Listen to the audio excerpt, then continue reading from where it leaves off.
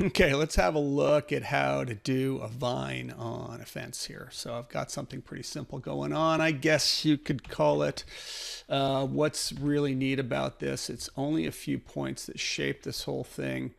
And I can completely change where this goes just by grabbing the few points that I have. And, you can see it all kind of grows out itself and does a viney kind of thing.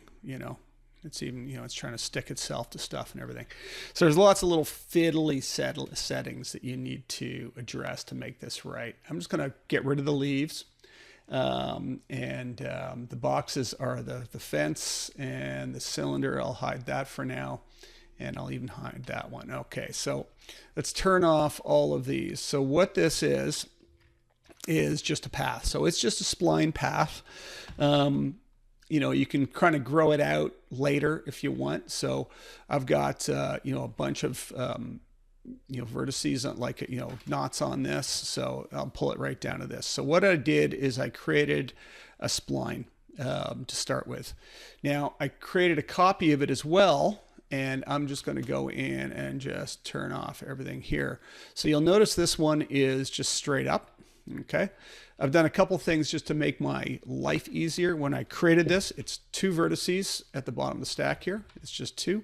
I snapped it to the grid. So I think I was in the front viewport and I originally just snapped it between grid points. So 3D snap, right click, grid points, and I snapped it just between 2 grid points. So I had a nice straight line up and down.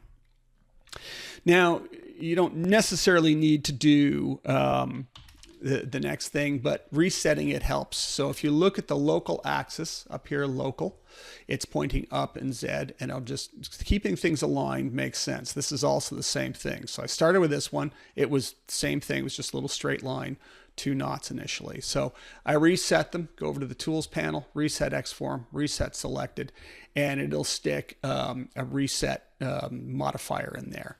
Right click, convert it back to an editable spline. Okay, so make sure you follow that step. It'll help. Okay, so I'll leave that one for now. So this one is just this path, and so if I go in and unhide the cylinder, it's literally just a cylinder. Okay, so it's a cylinder with a pile of segments to it and very few around it. Okay, 6 sides. Don't get crazy. Doesn't need anything crazy. Okay, so there's my cylinder. Doesn't matter how tall it is either, but it's going to have a bunch of segments in it. I stuck a taper on it and I tapered it and I gave it a curve so it's kind of thicker here and doesn't just do a straight curve. Okay, so just default taper with -1 in the amount, and so it's down to a point. And then a path to form, and then I chose this little path here that I called path as what to path it along. So it's on a path to form. Now something with the path to form is I also turned on auto stretch. So it'll stretch along its length and stay the length of the path. So what's neat now is if I take my path and I go into vertex mode, subobject vertex mode, I can then just shift drag out a path here. Okay, and I'm just going to go Control A and right click and say smooth on all of them, so it smooths them all out. Right, so there's your spline ripping out there. Okay, now that spline, I'm just going to hide the cylinder again. That spline has very few knots. Okay, it has very few points along it. So we've got a spline select in here. That is just to terminate any selection. So if I select this with show end result, notice it doesn't show it above. It's not passing the selection up the stack. So the spline select has been added, selection modifiers, spline select. It's there, and I made sure I turned off the selection. So you can see I've turned it back on again. It's in vertex mode. Make sure it's off and it's not passing the selection up the stack. That'll be important. Got a normalized spline here. A normalized spline redraws the spline with segments. Okay, so what you can see here is I've used seg length and I've turned it down so I get quite a few knots. Okay, I've thrown a noise on it, played with the scale, played with the XY, or the XZ looks like, just to kind of rough it up, because I don't want to have to do that, wiggly part that, that a vine might do. I just want it to happen, sort of parametrically, right? I want it to happen naturally with a noise. So I've just got a noise that I can crank up and down, and it will, make it sort of wiggle all over the place. Then I have a conform modifier, and the conform is set to conform to my fence. Okay, you could pick multiple objects if you want it to be other things as well.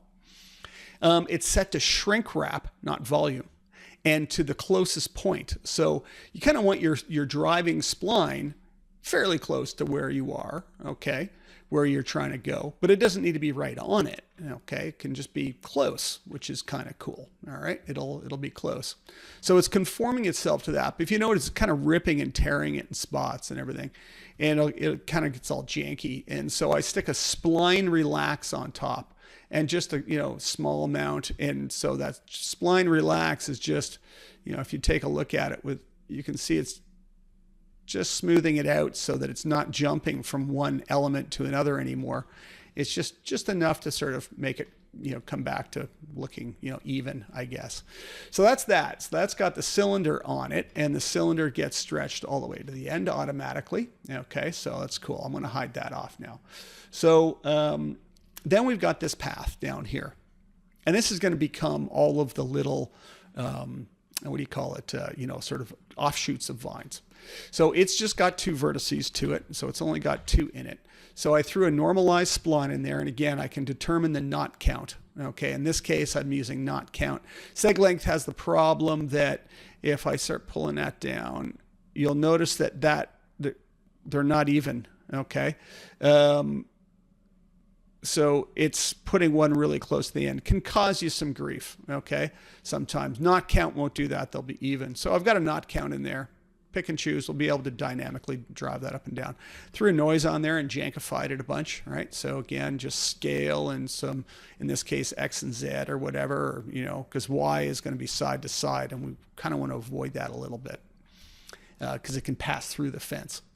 I threw an array modifier on here. It's like, whoa, what the hell? So the array modifier is set for spline, and then you select the spline, and that's going to be this path, that distribution spline that goes up. And I've got a count, so I can set the amount of those branches coming off of it. Okay. And one thing I turned on was retain orientation. You can leave it off probably, but you got to be a little careful that they're not going too much side to side, because they'll just sort of grow through the fence, because the conform is conforming close enough. So I said retain orientation, and the retain orientation, is actually making them all grow straight up. Okay, in this case. So they're actually growing completely straight up here, which is kind of cool. But then I did scale incremental, and you can scale it so each one becomes shorter. In this case, I'm letting them all grow longer, kind of thing. We can play around with that.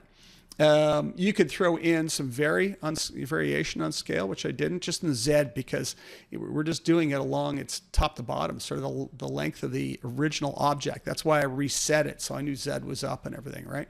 So we can have a random on there.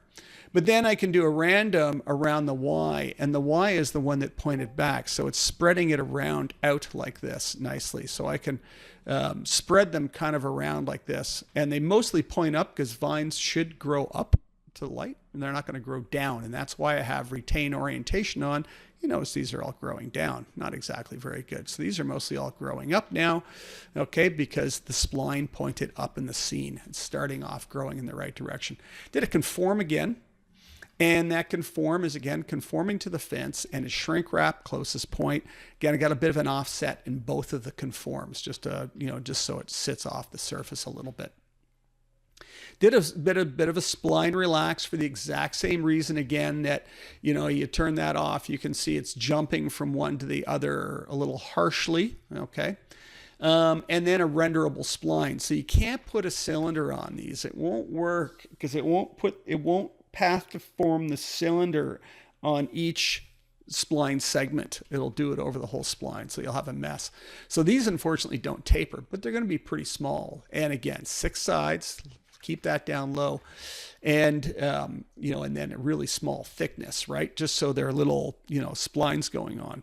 Now, something to note in the normalized spline here, I should note that I turn on certain things. You'll find that if you have defaulted, you'll get some weird sort of, there's none happening with this. Oh, there's one there. See this coming back on itself? And that's because the Bezier curves are jumping around. And so if I actually say linear, it kind of helps them. You know, you can try that. There's a few things you can do. I don't know if that'll help. No, that won't help. You know, you can leave it on, see where the problems, if problems come up, if you notice them. If they don't notice them, who cares? So, then what we've got, so we've got that normalized, we've got a noise on there, array, conform, renderable spline, make sure they're all, you know, put together. So let me just go turn off that show knots and the show knots on this one here. So we're not seeing all those dots everywhere. There we go. And so we got our cylinder going. So we're starting to get this cool looking vine. It's literally doing it for us, which is kind of badass. So then I have my leaves, and the leaves are really simple. The leaves are a plane. So they're just a plane. I made it actually standing up and then reset the transform. So I reset the X form on it again. I haven't collapsed that into it. And I move the pivot to the bottom. So pressing insert and moving the pivot to the bottom. Then I reset X form on it. So again, Z is pointing up. Okay. Taper. Okay. So I just, you know, again, if you notice the leaf before taper is very thin. Okay. And so a bunch of that -1 in there by defaults. I did a bend this way. You can see the settings here. And then I did a bend that way, just so I've got a leaf that's, you know, bent a bit, and an array. And that array, again, is using a spline, and in this case, a count. So it's the count along that path. And I pick the spline path and pick the one, this path that goes up the center here. Okay. Again, whole bunch of random rotations and incremental scale. So they got smaller and smaller as they went down. So just, you know, tab that down. Sometimes this value's got to literally be 99.98. 999 sometimes, or else they'll vanish completely on you, depending on how many you've got. That's something you'll have to adjust as you go, or don't have them all the same size, but I don't think that looks very natural. So the second one is just a copy of it. It's exactly the same thing, except in the array, I picked the extra little splines that stick out. Okay, so it's all those that it's sticking out of. And again, we could go, you know, retain orientation, and then we want to give it a bunch of random rotations and stuff. You can see some of them poking through the fence. Who cares? Do you see them? You know, if it's not going to be seen, you're not going to see them. So, you know, then you can texture them, but you're going to unwrap at the bottom. You're going to texture one leaf. You're not going to unwrap all of these suckers. There's no reason to do so. And two, in the array modifier, way down at the bottom, something you guys haven't been shown, but we can have a material IDs. And I put 1 to 4 in this case. And what material IDs is, I can actually have multiple materials on these leaves, and they're randomly being selected between 1 and 4. What's that look like? These are all physical materials. So if I open them, just a physical material, and right now with colors in them. And if we look at each one of these, they're just sort of some random colors, just to illustrate it, with what's called a multi-sub object. Okay. Set that to 4. Okay. So it's 4 items, and you apply that. And what it's doing is this is a material ID, and this is identifying the material IDs 1 through 4. So it's cycling 1 through 4 through all those, leaves, giving them a little bit random color. There you go. Now all you got to do is just simply take your path and back down to the bottom of the stack and select it, move, hold down shift, extend it out, and you literally get your vines growing for you. So I'm just going to Control A and just say smooth, and you can see they're all growing for us now.